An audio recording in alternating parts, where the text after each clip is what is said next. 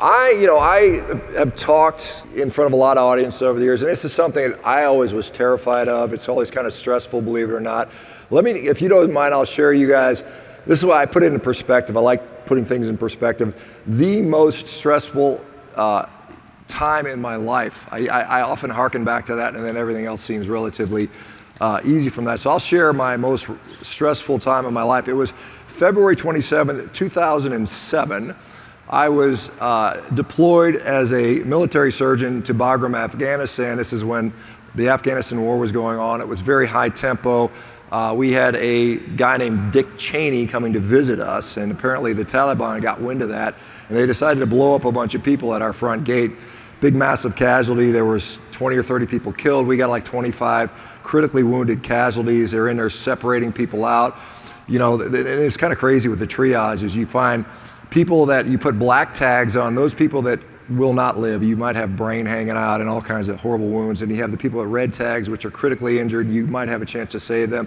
And then the yellow tag people are like, yeah, you just got like a broken leg or something like that. So we're in the operating room taking care of one of these red people, and I was assisting the general surgeons because the orthopedic surgeons had to fix all the broken bones after everybody else was taken care of, and we were out at midnight operating when everyone else is sleeping, so it was a long, exhausting thing. I think we operated straight for 40 hours, but in the middle of one of the surgeries, and one of the things the Taliban used to like to do is they would stage bombings, and then as the first responders would come in, they would blow up another bomb to kill a bunch of the first responders. And so the hospital we were in was literally, it was a wooden shack with a tin roof. It was a small facility, and we're in there operating, and we're in there and this guy's bleeding to death. And we're in there packing wounds and cauterizing bleeding vessels. And as you can imagine, that's fairly stressful enough. But then one of the nurses walks in the room and whispers in my ear and she says, Major Baker, I was a major at the time, we have intelligence that there is another bomber in the hospital. And the hospital was smaller than literally this room we're in. And we're in there with a guy who's bleeding to death. And I remember that exact moment was the most stressful time of my life because you're like, this guy's dying. We may be dying, and it was kind of cool because we all looked at each other and we said, let's keep going. And we got this guy saved and we got the hell out of there. But so this is easy compared to that. So anyway, all right. So this is kind of a provocative title, Are Humans Omnivores? And this isn't really the whole focus of my talk. I've been giving a lot of talks lately, and there's some things that interest me, and I thought, well, I'll just kind of mish them together, and hopefully it's interesting to you guys. So let's start out with Are Humans Omnivores? Now, my disclosures, I am the Chief Medical Officer. I'm a co-founder of Rivero Health. You guys have seen our booth out there. Hopefully, we're going to change the way we think about medicine. We can kind of stop putting Band-Aids on stuff and get people actually healthy and off medicines and so on and so forth. I wrote a book called The Carnivore Diet, as you guys know, and I am an unapologetic meat eater, that's for sure. So I have a conflict here. All right, what is an omnivore? Let's talk about that. An omnivore I can get nutrition from plants and animals, or I must get nutrition from both plants and animals. And so how do we think about answering that question? Well, what is an herbivore? Most people think, hey, a deer's an herbivore. Here's one eating a snake. So that means, is he an omnivore now? There was an interesting, as you guys know, India is a place where there are a lot of vegetarians. Something like 30% of the country is vegetarian. And there's a region in India called Goa, and they had this weird thing where all the cows were eating meat, and they pissed them off because they're like, they're sacred, and why are they eating meat? It doesn't make sense. Well, it found out that these cows were kind of wandering behind all these restaurants, which were throwing out like fish heads and scraps of meat, and they got to where they liked it. They literally had to rehabilitate those cows. They had to go and brainwash the cows. Hey, you guys got to stop eating meat. So it's kind of funny. So, it's kind of murky on how we decide what is what. It's really arbitrary. There's a lion, they munch on grass sometimes. Does that mean they're not a carnivore? What about omnivores? These are, a monkey eating fruit, but he's also gnawing on a little, chimpanzee gnawing on a little monkey. And then, of course, here we are at the buffet eating everything. Is an omnivore a arbitrary designation? Is an omnivore just a fat carnivore? This is an interesting study that looks at cats. Now, most people would concede that cats are carnivorous. However, if you grind up grains and starches appropriately, a la things like processed foods, guess what? Cats can digest 93% of those starches, right? Does that mean a cat's an omnivore? I don't know. Depends how you define it. So, are humans omnivores? right? I mean, there are societies that this is their main source of food. My answer is yes, but it depends how you define it, you know? But again, does it mean can we eat plants, should we eat plants, or must we eat plants? I mean, clearly we can. Must we? I don't think we need to. Should we? That's debatable. All right, these are totally unbiased photos. I just, you know. So the human diet exists on a spectrum, right? Obviously we have people that are eating carnivore. We obviously have these crazy people that are fruitarians and whatnot. So that happens. Are plants trying to kill us, as my friend Anthony likes to say? Well, I would say yes, they are, but they're not doing a very good job of it. These are population stats from about 2 weeks ago. We got 8.1 billion people on the planet. Most of them eat plants, so they're not dead. So yes, they're trying to kill you, but they're not doing a very good job of it.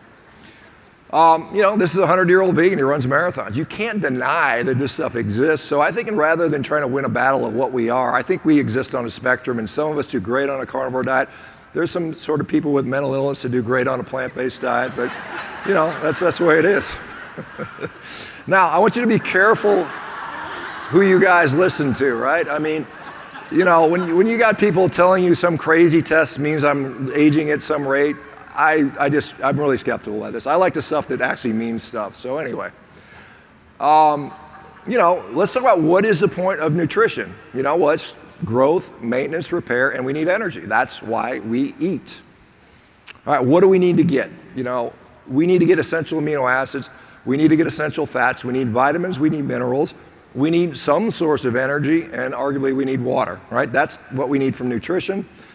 Why do we eat? Well, I mean, there's a lot of reasons we eat that really aren't helping us in that regard. We're bored, we're stressed out, it's a habit. The guy on the TV told us to eat more, and we see the results of that. Humans need protein. You know, I gave this lecture in part to a bunch of athletes. In that slide used to say athletes need protein, but all humans need protein. And we want high quality, bioavailable, nutritionally complete proteins. Ideally, that would be meat, eggs, dairy, fish.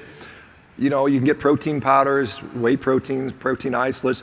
If you're a plant-based person, they actually make plant-based isolates if they add leucine to it, which is actually pretty reasonable. Not that I'm advocating for that.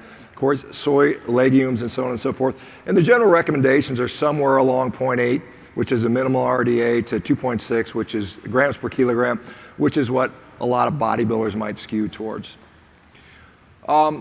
We need sufficient energy, obviously. Now, you can get that energy from carbohydrates, you can get it from fat, you can get it from both. And most people get from both. I mean, I'm not talking about this crowd, but in general. Now, you are going to function best on what you're chronically adapted to, because we talk about adaptation periods to these different diets. You think about us, how many of us spent 10, 20, 30, 40, 50 years eating carbohydrates, fats, and we kind of adapt to that. That's what our nature is.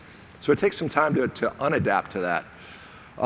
Let's talk about some non-essential but conditionally beneficial dietary compounds. And I know some people will say that's all BS, but you know, fiber we always hear about. Fiber is so good for us. We need 30 grams a day, and there's different types and so on and so forth. But it is conditionally beneficial for certain people in certain situations.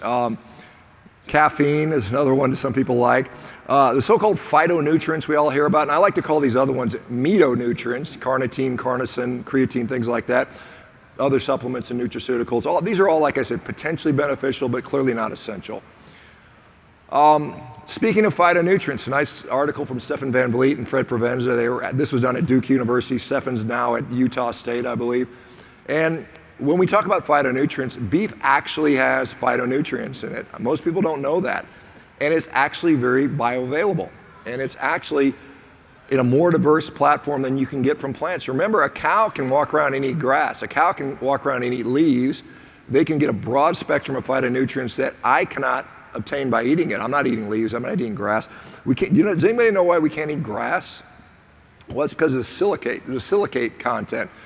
It's basically what they make glass out of. It just basically tears our guts up. So we can't eat grass, unfortunately.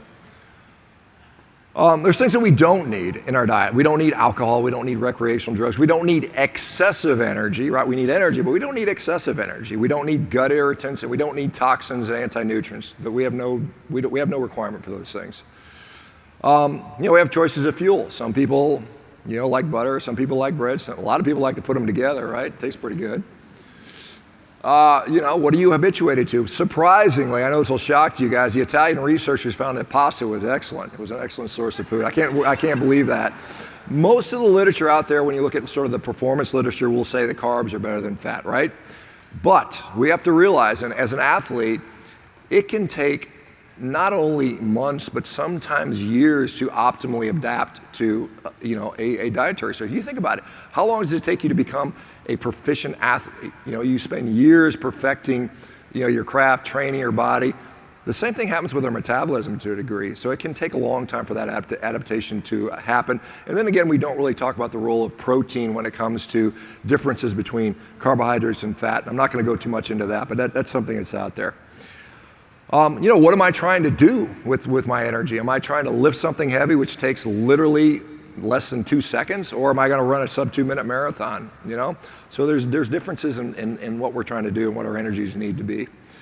Are there advantages of carbohydrates? I know this is probably an odd slide coming from me, but they taste good, right? That's why everybody's addicted to them, right? They are easy calories to consume. They do provide rapid energy. They cause rapid glycogen fueling. They're very cheap. They may have a role in protecting from something called muscle protein breakdown, which is obvious. And again, most people are habituated to using this. And again, this is a little bit towards athletes, but in general, most of us grew up being used to using carbs for energy. Now, there are disadvantages to carbohydrates. One of the disadvantages is they taste so good, right? So we easily overeat them. So they're easy calories to overconsume. There is a lot of issues with glycemic instability and gut irritations. Now, IBS, the so-called irritable bowel syndrome, which affects up to 20% of Americans now. In Mexico, it's like up to 40%, believe it or not. I call that disease, you're eating the wrong damn food, basically. But we see that. And then, of course, problems with oxidative stress being increased. Now, here's a nice article that Philip Prinz, who is a exercise physiologist, some of you guys will recognize Professor Tim Noakes is the second author in that. And they basically looked at athletes consuming isocaloric, same calorie diets, high fat versus high carb. There was no difference in the performance, which was interesting. So high fat did just as well as the high carb. But the interesting thing, and I thought this was an interesting thing, was this, is that 30% of the high carb athletes, and these are competitive athletes, kind of middle-aged guys, 40-year-olds, so young guys compared to me, 30% of them had pre-diabetic hemoglobin A1Cs, which is interesting. You think athletes, maybe they shouldn't have such high A1Cs. And the people on the low-carb diet had much better cardiovascular markers, better glycemic control, so on and so forth. It's getting more, some of you guys may notice, I was in the store the other day, and I was buying paper towels. I had to get some paper, I use a lot of paper towels when I'm cooking meat and cleaning up grease and all that stuff. So, in my view, the only downside of the diet, you get grease everywhere. But I bought, I think it was 12 Bounty, paper towels and some toilet paper, and it was $50. I was like, holy cow, So it's getting more and more expensive to eat. And what you don't want to be doing when you're eating is, again, you don't want to be pooping out all your nutrients, right? So this is a great study from 1978 where they looked at a high fiber diet versus a low fiber diet. And what they found was the high fiber diet, they doubled the amount of protein, fat, and carbohydrates that they actually were pooping out. So it's like, how much sense does it make to spend all this money on these so-called healthy vegetables and fruits and grains, and then half of it ends up in the toilet? To me, it's not a very efficient way to do that. And in fact, this is an interesting fact. Something like 80 to 85% of all animals that have ever existed on planet Earth, whether they're flying around, swimming in the water, or crawling on the land, have been carnivorous because it's so much more efficient. You think about this analogy. If I want to build a brick house, and you give me a pile of straw and mud over here and a pile of bricks over here, I'm going to choose the bricks. It's a lot easier. It's a lot more efficient. And really, the analogy makes sense because I am made 100% up of animal cells. And what's in an animal cell? What's what I need? And how do I get stuff that's inside animal cells? Well, I just eat animal cells. So using bricks rather than straw and mud. All right, fiber. We probably don't need it. In fact, I'm convinced we don't need it. But this is a nice paper that this is Tommy Wood and Lucy Mailing and Jonathan Scholl did in 2021, looking at the metabolic flexibility of the gut. We hear how all the time, oh, fiber is so important because of the microbiome, and the microbiome is important because it protects the colonic surface from breakdown and mucosal breakdown, and they need energy. And a lot of it is thought to come from the utilization of something called butyric acid or butyrate, which the fermentation of fiber tends to do. But this little cartoon here shows that there are lots of ways to get that energy into the cell.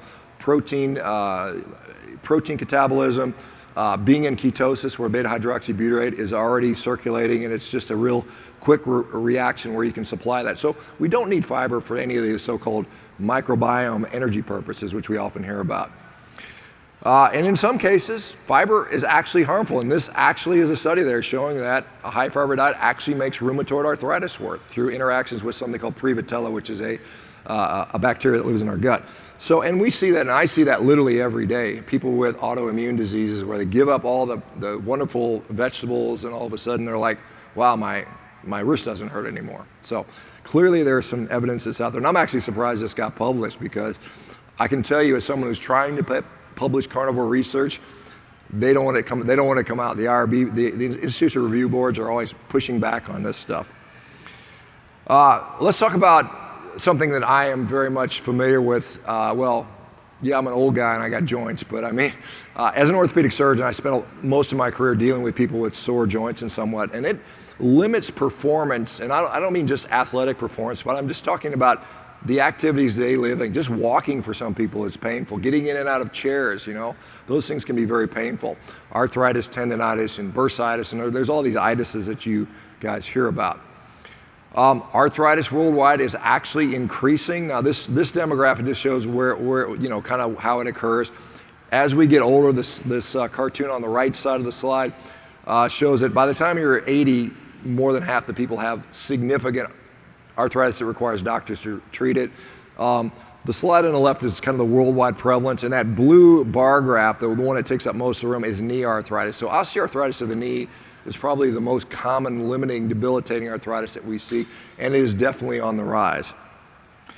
As an orthopedic surgeon, I pretty much was trained, particularly with regard to osteoarthritis, it's kind of wear and tear. You've got post-traumatic, you tore your ACL in a football game, you were in a car wreck, you broke the joint, now you're going to get arthritis. Or obesity related, where it's just too much weight. You've got that extra, you're carrying around that extra 40, 50 pounds, and it's just causing extra pressure on the knee. And that's true, right? The thought is that every pound you have puts an extra 4 pounds on your knee joint. Those things are true, but our knees are actually designed to take a heck of a lot, What I didn't learn in medical school, what I didn't learn in my orthopedic surgical training, what I didn't learn in all the years I was practicing, was that osteoarthritis is tremendously dependent upon biology. And what I now believe is that biology is extremely important. Now that extra 20 pounds of gut flab is still a problem, but it's more so about the biology than the actual weight. And let's talk about that a little bit. Hyperinsulinemia, we probably all heard about that. There's a nice paper in, I think it was 2021, 2020, talking about something called a fibroblast-like synoviocyte. Now what the hell is that? So there's fluid in all of our joints, our knee joint, our elbow, our shoulder, hips, so on and so forth. Most of the joints are what we call synovial joints. And that synovial fluid is like a lubricant, right? And the coefficient of friction is smoother than melted ice going across glass. It's super smooth, right?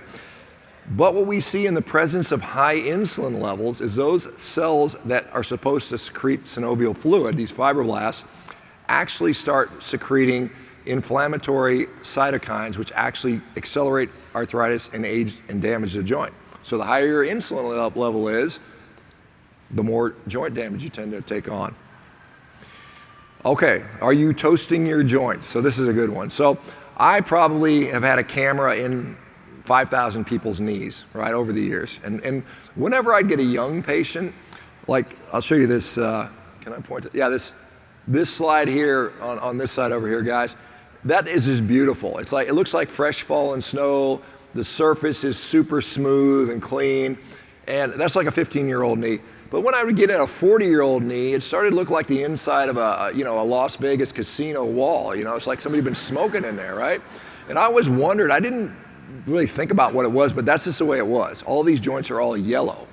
And after looking at this, why is that occurring? Well, it's basically we're toasting our joints. So you look at the white bread and then the toast. I know most of us don't eat that anymore, but so what is causing that sort of yellowing or that toasting reaction? Well, again, and then it goes on, you've got end stage toast, and then you got me in there putting a new knee in you, right? So that's what it looks like after years and years of this.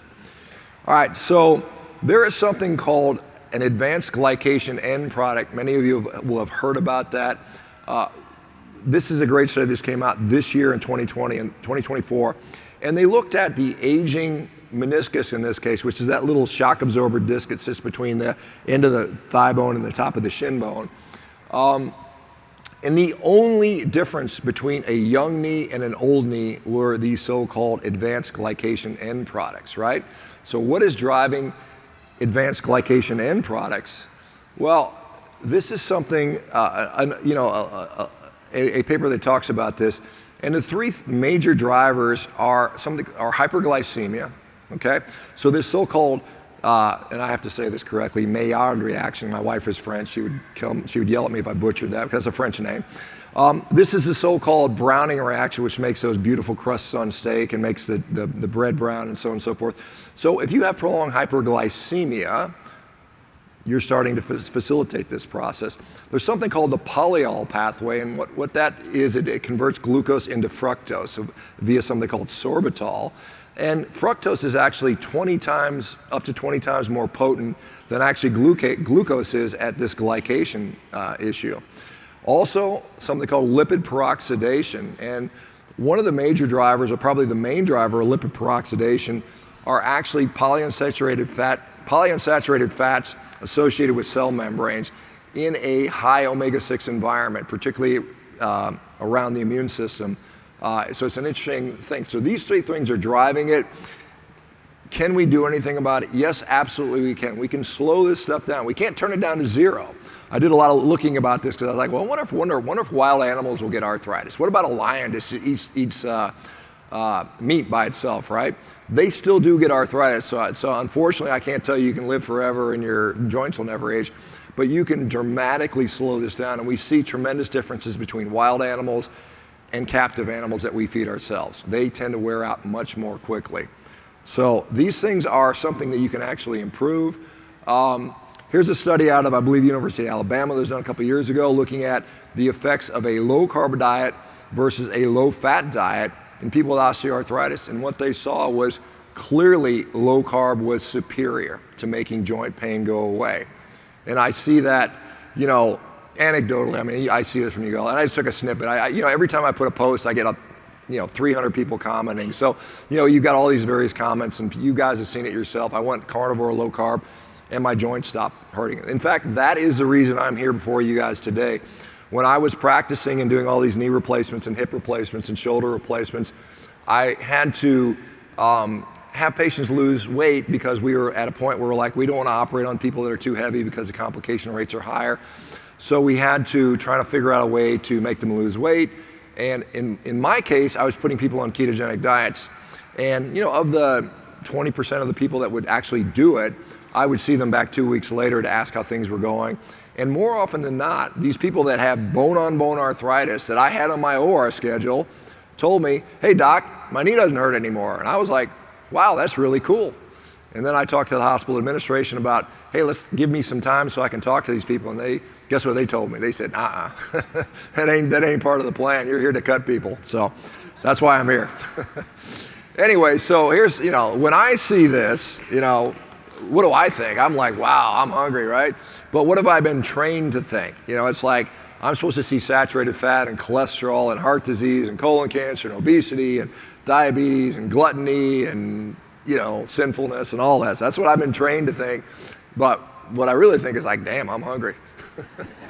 Anyway, where's that come from? You guys heard some of this. This is Lena Cooper. She was part of the, the American Dietetics Association was founded in 1917 by her and one other gal. She's a Seventh-day Adventist that hates meat. She's a religious vegetarian. This is the beginning of nutrition. Starts with this stuff, right? And she felt that red meat was bad, just like John Harvey Kellogg and what was the other? Ellen G. White, the crazy wacko person. So, they thought that, it leads to lustfulness and sin and sexual proclivity and things like that. Well, I'll tell you what, well, no, I'm gonna go back. Did I miss that slide? No, that doesn't do it. Let me see something here. Oh, I left the slide out. Oh, shoot, I forgot. Anyway, there's a nice study, I use that in my other talk, but there's a nice study that shows that actually, carnitine, which is something you can pretty much only get in meat, actually for men's erectile dysfunction, actually beats testosterone. So in a way, she was right, because it actually does work. And I know, doctor, some of the women here have gotten pregnant and stuff like that, going carnivore can attest to that probably. All right, so back in 2015, the World Health Organization declared red meat to be a carcinogen. World Health Organization, the largest single funder on the planet, private funder, is this guy here on the left. Some of you guys know who he is. He's not a doctor, to my knowledge. He's not a scientist. He has a lot of money and he's got a lot of influence. And he also is interested in selling fake meat. So you have to take that with a grain of salt. Most of you guys don't know who the guy on the other slide is. His name is Professor David Clearfield. He's at Indiana University. He sat on the panel back in 2015, the IARC, the International Association for Research on Cancer.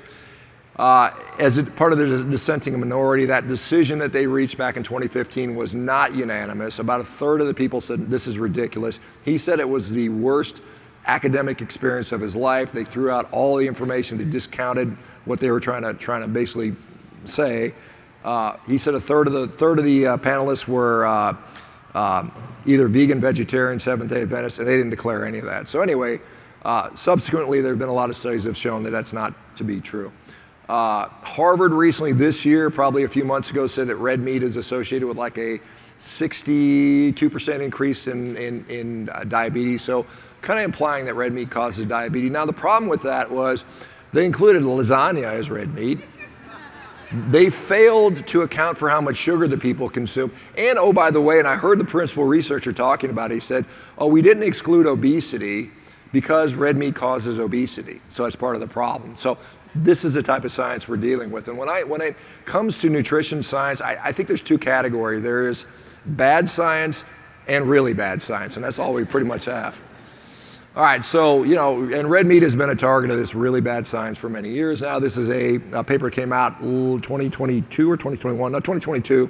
Red meat is not a health risk. They basically say that all this sort of epidemiological stuff has been complete nonsense, and, which is what I say. But anyway, this is from Washington University in St. Louis that did that.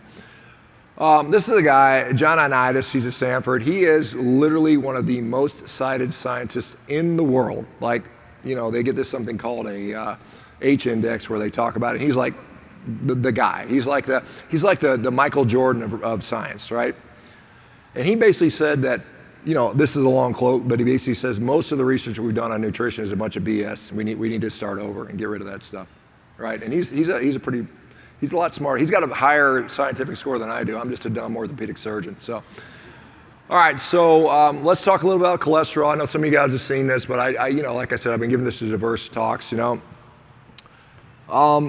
Two recent papers which I think are of interest. One is that my friend Adrian Sotomoda at Monterey Tech did. It was a meta-analysis of 41 randomized controlled trials looking at low carb and looking at why does LDL cholesterol rise? Because some of us go on a carnivore diet or a keto diet and we're like, oh my God, my LDL cholesterol went up.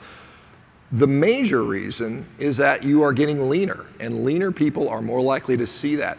If you have class 2 obesity, which is a BMI of 35 or more, you often see your cholesterol coming down. And you're like, oh, that's good, I'm happy. But then you start getting leaner and leaner, and all of a sudden your cholesterol starts going up.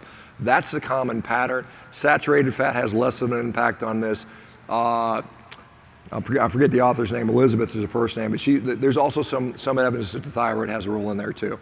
But really, it's just getting leaner. And so most people would say getting leaner is generally a good idea if you're coming from a position of obesity. Now, obviously, you can get too darn skinny, and then that's a problem.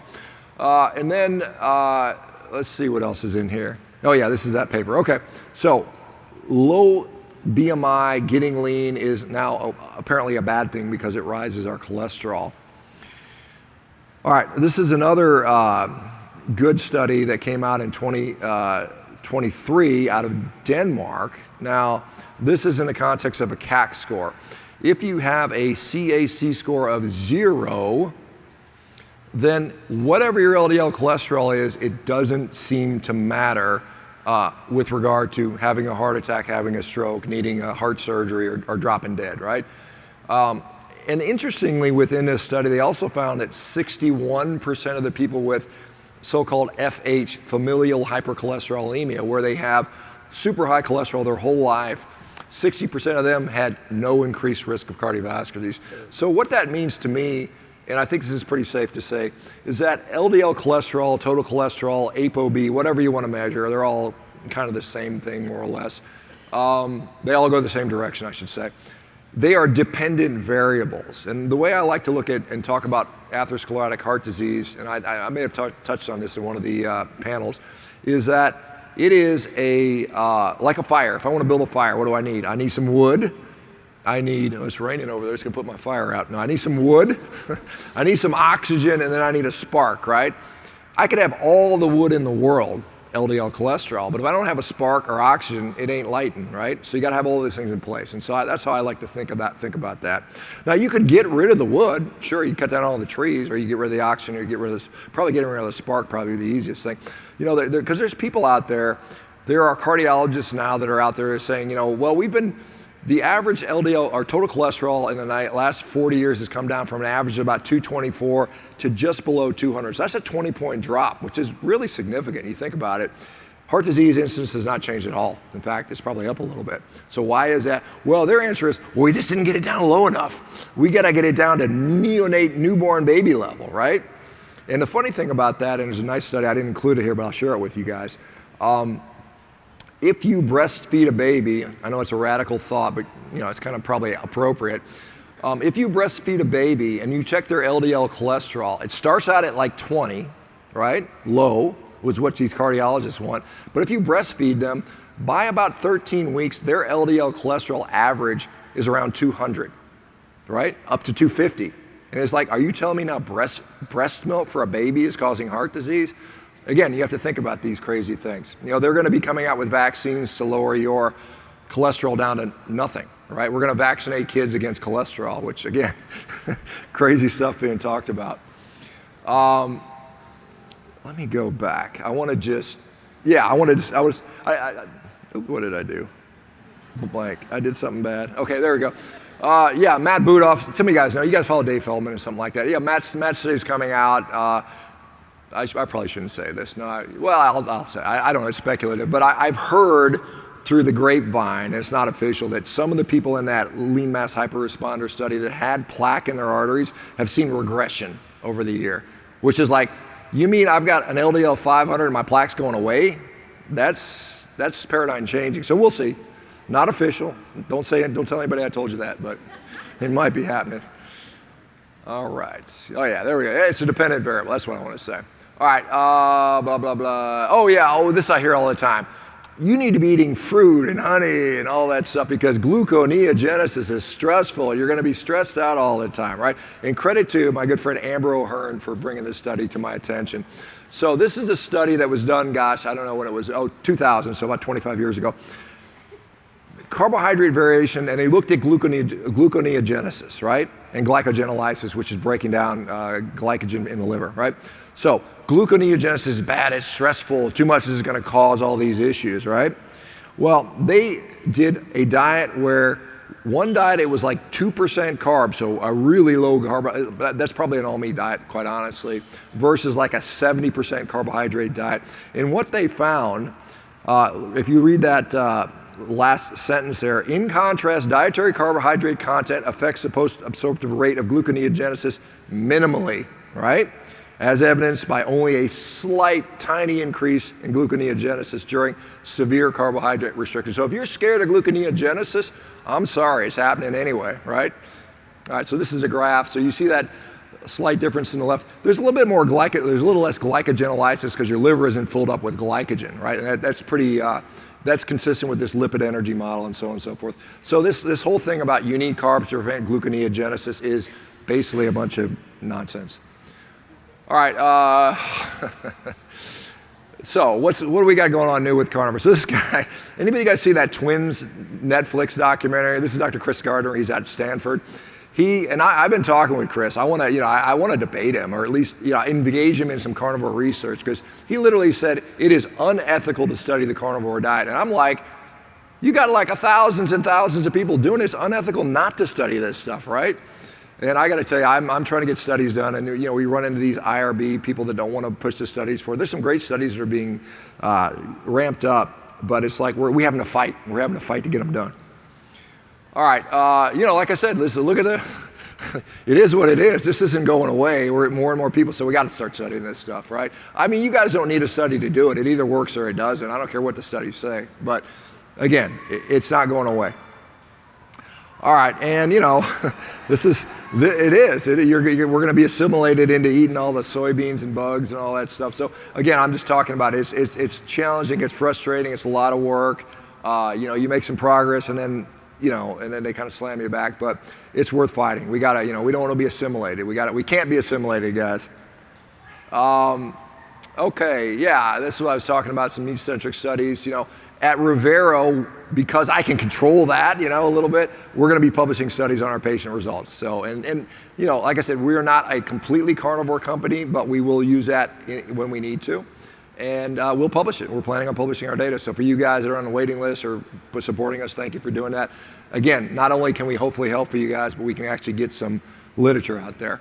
And like I said, I'm flying to South Dakota in 2 weeks to hang out with some cattlemen to try to raise money for a diabetes study. So South Dakota's actually been pretty cool. They're really excited. I was talking with the lieutenant governor about a big, long study with David Ludwig and I out of Harvard, again, working with diabetes in the Native American population. Get them back on the buffalo and the bison, which I think would be an awesome thing to do.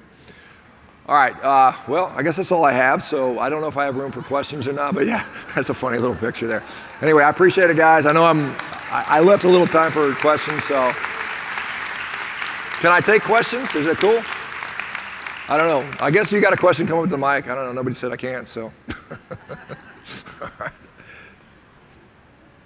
I think we got like 12 minutes, and so glad you guys didn't fall asleep, and it's the end of the day, and awesome. Yes, thank you. Hi. I have a question. My mother is very new to the keto carnivore world, and she asked me last night when we were talking, can I live on this? Is it sustainable to live on a carnivore diet? Because she's an RN, she's coming from the medical world where you have to have vegetables. Okay. And I would rather you answer it as a doctor. I can say, yeah, you don't need vegetables, but I don't know the science behind it. Well, yeah, it's a long discussion. The short answer is yes, of course. As long as she has like red blood and arms and legs and a mouth, she can sustain on a carnivore diet. That's her. Okay, well there she is. Yeah, of course you can. There's my mom. Good to see you. No, I mean, think about it. Let's just say vegetables are required. Which one? Tell me which one's required. Can you name it? Where does it grow in every part of the world, in all seasons, in all climates? Where's that at? You can't name one because there aren't any. Do you know humans are the most geographically diverse species on the planet? And do you know why that is? Because our food is everywhere. It doesn't matter where we go, there's a critter we can eat, right? It doesn't matter if it's in water, in the air, we can find it, right? The second most geographically diverse animal is a wolf. Guess what a wolf eats? You guys know, right? So yes, humans are very capable of living long on a carnivorous diet. Do you have to do that? Of course not. Try it. Just try for 3 months, see what happens. If you feel great, why not? Why not feel good? That's what when I started this diet, when I first heard about it, I thought these people were friggin' nuts. Like Lisa Wiedemann over there and others, I thought these people are nuts. They're crazy. What are these wackos? And then I got sucked in, and then I tried it, and now I'm here talking a bunch like a crazy man in front of people. So anyway, yes, you can do it. Thank you.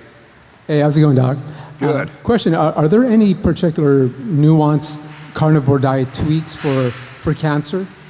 Are there any nuanced carnivore diet caveats for cancer? Yeah, is there certain meats that might be more... Yeah, well, I mean, certainly, I think, and again, I've been observing this for a long time. I think there's some people that have different sort of preferences, men versus women, what you're dealing with disease-wise. Yeah, I think, and again, I will defer to people that are cancer experts, but, I think there's probably some evidence that, glucose ketone index, higher fat, ketogenic style diets are probably more appropriate. And again, I'll always defer to the fact that it's a comprehensive approach. You know, whether you, I don't know, you know, again, the specifics of that, whether you decide to do chemotherapy, surgery, all those types of things. But I think diet definitely has a huge and significant beneficial role there. But I mean, if I were diagnosed with cancer, say, I would be on a very, very strict carnivore diet, because you know you get a fire lit under your butt when you get cancer, right? Yeah. You either figure it out or you don't. But I would be very strict. I would probably focus more on a kind of more fat and less protein in that Gotcha. particular situation. Yeah. You know, based on what I know now. Now, again, every cancer is a little different. You know, there's a tremendous amount of nuance in that. But from a nutritional standpoint, yeah, you shouldn't be eating cupcakes when you have cancer, and that's what they do in these cancer centers. They say, here's some orange juice, and you gotta bulk up. It's like the anorexia centers where they literally, I talked to these anorexic women that recovered with carnivore, and they're like, they were force feeding us cake, and we had to eat cake and cookies and ice cream, and if we didn't, they'd literally shove it in our mouth. So I think high fat, very strict carnivore is probably the best way from a nutrition side. Hey, thanks very much, Dr. Thank you, sure. We got 8 minutes left of questions. Hi. I'm just a little confused. When you hear people say, doctors say, oh, your arteries are full of plaque. And is plaque saturated fat? Is plaque saturated fat? No, it's not saturated fat. I mean, there's lipid in there, there's calcium, there's a number of sort of clotting things in there. So no, it's not saturated fat. Is saturated fat associated with atherosclerotic vascular disease? Yes, it is. But again, we got to think about that. You know, most people don't know this, but even if we were to say that yes, saturated fat is causal to cardiovascular disease, which the data doesn't clearly show that, it's very questionable. But even if that were the case, in the American diet, what percentage of our diet of saturated fat comes from things like steak and pure meat? Does anybody have an idea? It's 3%. 3% of the saturated fat that I get in the diet, and Americans get in the diet, actually comes from whole cuts of red meat. Most of it comes from desserts, cakes, processed food, prepackaged foods. Because you think about it, what does a cake have in it? It has eggs, it might have some butter, it might have some other products that are saturated fat. But again, it's how is that saturated fat packaged? What is it in? Jeff Volek has done some really good work with dietary saturated fat and serum saturated fat, and it shows that, and this is an interesting thing, and vegans will often make this point. Saturated fat in the blood does lead to insulin resistance through the formation of something called a ceramide, right? And it's particularly present in something called palmitic acid. Now, where does that palmitic acid in the blood come from? Well, it comes from the liver. The liver makes it. What is the liver using to make it with? Well, it's using fructose, it's using carbohydrates. Yes, it can use fat, particularly if eaten in excess, but guess what happens on a carnivore diet? You often, most of the time, don't eat to excess. So again, like I talked about, excess energy acting on the liver might result in extra saturated fat in the blood. So again, it's much more nuanced and complicated than that, and most physicians they don't have time. I mean, I don't want to say they're bad guys, but they just don't have time. They can't figure it out. All they want an easy patient. I wanted an easy patient when I was a doctor. When I got somebody who was in there, it was like a simple 1, 2, 3 problem. I'm like, easy day. You get a pain in the butt patient, it's like, stressful. So yeah, saturated fat is not by itself the issue. Okay? Okay, thank you. Hello. Hello. My name is Ruby. I'm 17, flying in from Washington State with my mom. She's 50 and has been doing carnivores for 6 years. Okay. I've tried the carnivore diet myself on and off, and I loved it. Okay. But I find it hard to stick to, being surrounded by the temptation of junk food. Right. And even more so because I struggle with eating high fat. I'll get nauseous from a fatty steak or burger, and like melted cheese, for some reason, I'll immediately be nauseous. I can't handle it. The gristly part of a fatty steak too, I don't know what it is, but I'd love to get over it or take some magic pill, but just what are your suggestions for sticking to a carnivore diet? Well, it's kind of a long answer, but I mean, I think that, why do you do it? What is your attempted goal here? I mean, and what part of Washington are you guys in? I don't know. Lake Stevens. Is I the live in town. Snohomish, right? Okay. So we're neighbors. So anyway, I do jujitsu in Lake Stevens anyway. Do you know where 92 is? You know, up Yeah. there? Yeah, anyway, I go up there. But anyway, I think, again, fat is essential. It's critically important. I mean, if you don't have fat without carbs, you're going to be like starving, right? And most people on a carnivore diet are somewhere in this 60% to 80% per calorie by calorie range, right? I think for some people, their tolerance is not as good as it could be, so they have to moderate how much fat they consume during a meal. One thing people love about a carnivore diet is I don't eat that much, it's easy to preparation, I can eat a meal or two a day and I'm done. But if you're having trouble digesting fat, or if too much fat in one sitting causes digestive upset, then you might have to, eat smaller meals, which is, not my favorite thing to do because I don't want to light up the grill to cook a 6-ounce steak. That's not fun. But the different types of fat can affect people differently. I think rendered fat, as I think Bella was talking about, rendered fat, you think about what the stomach does. When I eat a nice, juicy ribeye steak that's well marbled, it's still bound in this matrix. And my stomach is going to digest it for like 3 or 4 hours. That's usually the gastric residence time. And it's going to break it down bit by bit, and a little bit of that is going to turn into liquid, and it's going to go into my duodenum, the first part of my small intestine, and then get absorbed little by little as it passes through. If I'm eating a bunch of, say, rendered fat, like a big glob of butter or something like that, or a bunch of grease, a greasy hamburger, a lot of grease on there, that liquid fat, the stomach doesn't have to turn it into liquid because it's already liquid. So now it's going to shoot through me, and it's going to overwhelm my system. I'm going to get bloating, gas, reflux, diarrhea, things like that. So that's something to think. If you don't like eating gristle, get a dog. They love it. They'll eat it. It's like you don't have to eat the gristle. I do most of the time. Unless it's like really hard, and I'm like, my poor dogs. They sit by and they look so hopeful by me, and they're batting like less than 1% because I'm like, sorry dogs, I get it. But it's like I said, there are a lot of ways to do carnivore, and some people need to be very, very strict. And I fully support that, and I think it's a great tool. But you can find out there's lots of things that are enjoyable. Learn to cook how you like it, figure it out. A lot of times, I don't know how you like your meat cooked, but oftentimes when you cook things well done, particularly like burger patties, you lose some of that fat that's bound in the matrix. And you'd rather have it in the matrix because it's easier to digest. It's dumped out less quickly. So I don't know if that's too helpful for you, but you find a community, find a support group. There's a lot of things you can do to make it more interesting. But think about why. And I know as a young person, that junk food is never going away, right? That environment, you're not going to wake up tomorrow and donuts won't exist. They're always going to be there. You're always going to struggle with them. And to be honest, I think even the people that have been doing this the longest still from time to time have to deal with that. So realize life is a struggle. It'll always be a struggle, but that's a good thing. It means if you're struggling, you're still alive, right? So anyway, thank you. Thank you. I think this is going to be the last one, guys. Sorry. I think, unless they give me more time. Yeah, I have a question regarding cost. Cost, okay, Now, sure. there's many excuses why someone will not either start or stay on the carnivore diet. And one of them is cost. Right. Because of course you want to do grass-fed, you want to do clean. What is your opinion on, how do you eat? You eat, I would say, grass-fed. You probably go to the person who has the cow or the beef and you say, this is where I'm getting my meat. But somebody who is just getting on the carnivore diet might say, oh, look at the cost. I can get this ground hamburger for, $4.99 on sale versus the grass-fed is $8.99.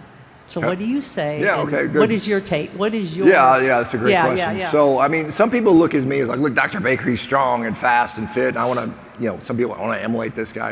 You find better role models, to be honest. But many people say, like, I'm doing well on the carnivore diet, right? Let me disabuse you of the notion that I only eat grass-fed. Most of the meat I eat is grain-finished. I don't worry about that stuff. Now, I fully support regenerative agriculture, and I think it's super important. The human studies that I'm aware of, and the people that I've talked to, and the surveys of 12,000 people, and the Harvard University study shows that when it comes to human health outcomes, there are no differences at this point that we know. Now, if a study comes out that Stefan Van Vliet and Fred Provenza do a study that shows a clear clinical outcome difference, I'm certainly going to talk about that. But as of 2024, there is no compelling reason for you to have to eat grass-finished beef when it pertains to human health. Now, if you want to support the environment, yes, support a regenerative agriculture. Yes, it's important to support your local ranchers. But if you can't afford anything but Walmart cheap tubes of $4 a pound ground beef, that is completely fine. It is still 9,000% better than that garbage on the rest of the shelves. So don't worry about that.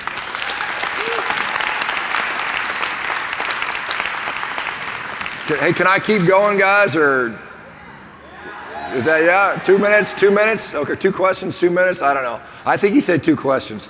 I like that version.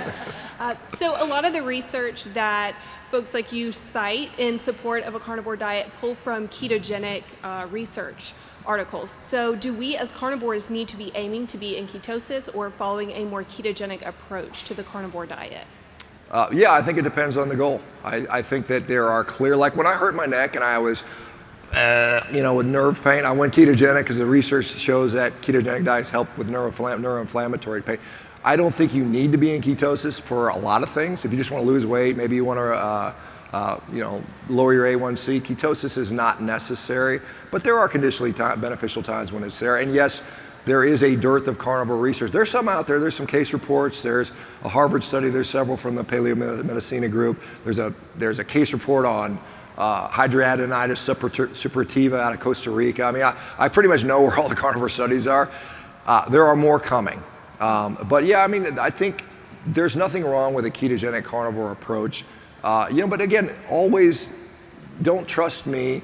Verify with your own particular results. They can't gaslight you into health. I mean, when people tell me the climate is getting colder or warmer, I don't know. I got no way of verifying that. But I sure as hell can look in a mirror. And I sure as hell know how my knees feel.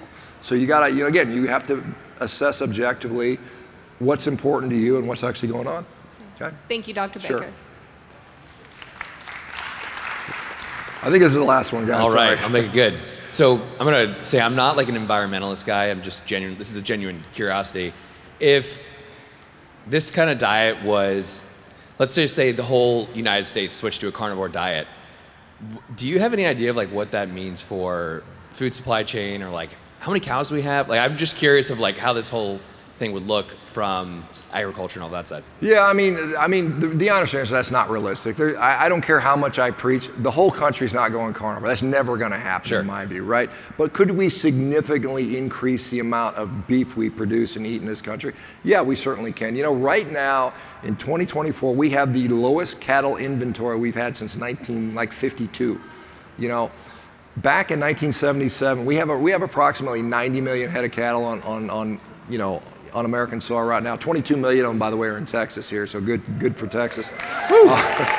But the reality is, back in 1977, we had 130 million head of cattle on the land, so we could certainly get back to that level, right? And then particularly as we get more and more efficient with our production. Now, does that mean more intensive or more regenerative? You can certainly, there's different ways to do this, right? So yes, we can up our beef consumption. Now worldwide, if you look at it, like for instance, does anybody know where the country that has the most cattle in the world? If you had to guess, what's that? India? Yeah, India does, and I probably put this out. India has 300 million head of cattle. We have 92, for instance, right? Now, to be fair, 100 million of that is buffalo in India, water buffalo. They are so incredibly inefficient in their agricultural practices. I mean, they got cows wandering around eating garbage. They're skinny. They're all infected with parasites.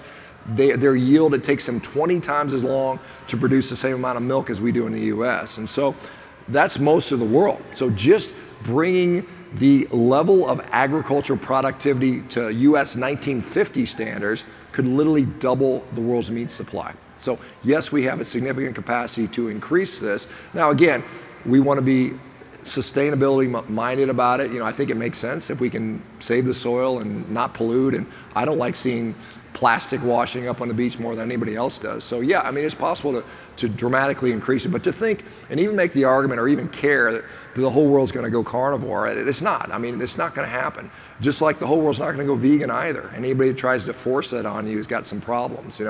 I mean, you think about it, if all the cows and pigs and sheep and chickens were to disappear like the vegans want, I'm just gonna eat all the deers and the dogs, and I might eat a couple annoying people. I mean, it's just, you know, that's what's gonna happen. So thank you, guys. I have to go. Thanks, guys. Appreciate it.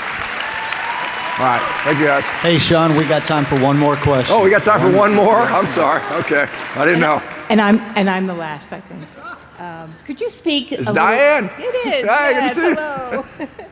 hello. Could you speak a little bit on TMAO? TMAO, yeah, trimethylene, TMAO.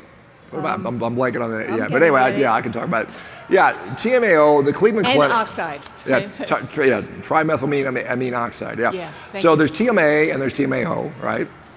And this is a product that is associated with heart disease. The Cleveland Clinic is somebody who's been pushing this. There's one particular researcher has been talking about it as an issue for cardiovascular disease. Now, interestingly, what drives up TMAO? Well, kidney dysfunction, because it's excreted renally. So if you have bad kidneys, you're gonna hang on to TMAO. Well, guess what? If you already have bad kidneys, you're probably gonna have heart disease. So it's one of these healthy user biases. The other thing that drives that is gut dysbiosis. So if you have a messed up gut, you're already sick, guess what? You have more heart disease. So this associational thing is problematic with that. Now, the other thing that's interesting is that fish, healthy fish, pescatarian diets, dramatically increase TMAO. So now is that bad? The other thing is that what is causing our gut to convert TMA into TMAO? Well, it's the ingestion of two compounds, choline and carnitine. Where do you get choline and carnitine? You get it from meat and eggs and so on and so forth. What do we know about choline and carnitine? Choline and carnitine are incredibly beneficial to overall health, liver health, heart health, brain health, and so on and so forth. So basically, it's one of those things is, why is it elevated? Is it elevated because I'm eating a bunch of healthy nutrients? Or is it elevated because my kidneys are failing, my gut is all messed up? And again, it's like, it's not the biomarker, it's the reason for the biomarker that is probably the problem here. And again, outside of a few people worrying about TMAO, it's kind of one of those, you know, maybe, maybe not. But again, you have to ask, why is something happening? Not just it's happening, I want to know why. Why is my blood glucose going up? Is it because I've been eating, you know, croissants and, you know, sugary donuts all day, or because I just did a heavy set of deadlifts and my liver dumped a bunch of glycogen, right? So why is just as important as what, okay? All right, thank you guys, appreciate it.